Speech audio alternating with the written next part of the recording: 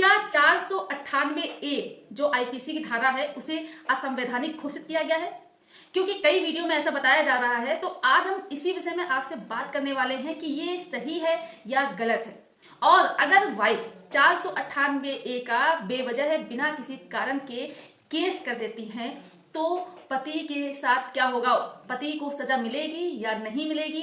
पति को क्या करना होगा? आज हम इसी विषय में आपसे विस्तारपूर्वक चर्चा करने वाले हैं। तो आपको करना क्या है कि यह आपका ही चैनल है, आप इसे अगर पहली बार देख रहे हैं, वीडियो में नए हैं, चैनल में नए आए हुए हैं, तो प्लीज ये चैनल सब्सक्राइब जरूर कर दीजिए। साथ में बेल आइकन को जरूर दबा दें, जिससे कि हम जो भी नई अपडेट डालें उसकी जानकारी यानी कि उसका नोटिफिकेशन आपके पास आता रहे और आप जानकारी प्राप्त करते रहें।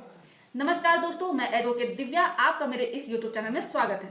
तो अब हम बात करने वाले हैं कि हस्बैंड और वाइफ में जब भी कभी वाद विवाद होता है छोटी मोटी बातों को लेकर के, तो कुछ जो वाइफ होती हैं, जो समझदार होती हैं, वो अपने परिवार को बचाने की कोशिश करती हैं। तो जो छोटे मोटे वाद विवाद होते हैं उन्हें आपस में बैठ करके सुलझाने की कोशिश करते हैं, जिससे कि उनका रिश्ता ना टूटे। लेकिन कुछ वाइफ ऐसी होती हैं कि वो छोटी मोटी बातों को, लड़ाई झगड़े को ले करके वो अपने पति को छोड़ के, अपने ससुराल वालों को छोड़ करके अब वो अलग हो जाती हैं, मायके चली जाती हैं या फिर कहीं और जाकर के रहने लगती हैं।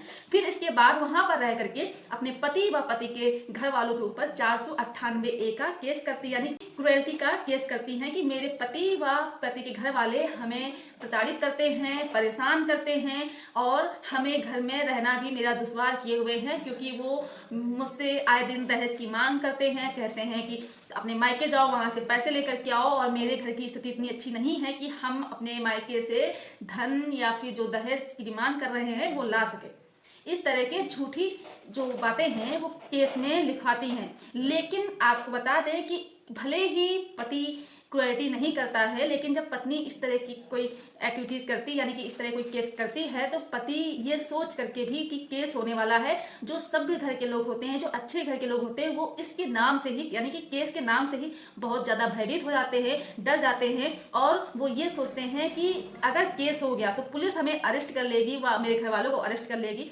दूसरी बात कि मेरी जो समाज में स्थिति है वो जो है लोगों के निगाह में, जो उनका दृष्टिकोण है वो धूमिल हो जाएगा और समाज में उनकी बदनामी हो जाएगी। क्योंकि जैसे ही कोई व्यक्ति अरेस्ट किया जाता है या किसी व्यक्ति पर केस किया जाता है तो उसे जो समाज में जो उनकी स्थिति होती है अच्छी, वो बिल्कुल धूल मिल जाती है और उनका कहीं सम्मान नहीं होता है, उनके सिर्फ बदनामी के सिवा कुछ भी नहीं मिलता है। तो इस चीज़ के कारण जो अच्छे घर के लोग होते हैं वो परेशान होते हैं, यहाँ तक कि बदनामी के डर से काफ़ी लोग आत्महत्या भी कर लेते हैं।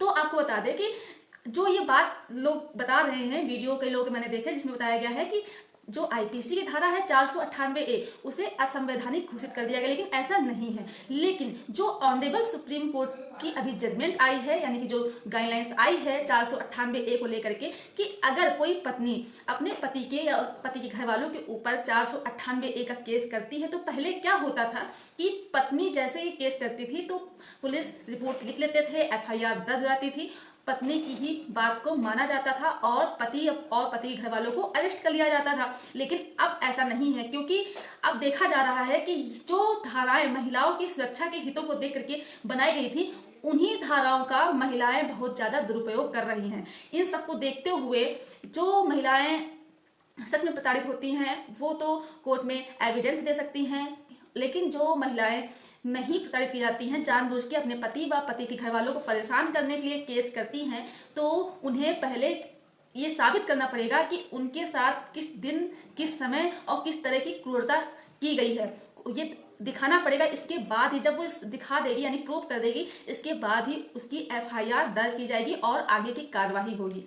तो ये जानकारी पतियों के लिए बहुत ही लाभदायक रही होगी।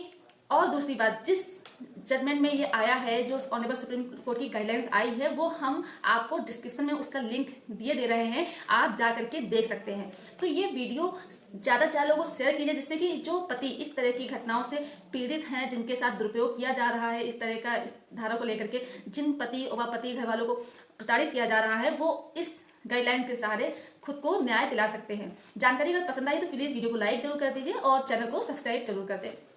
धन्यवाद।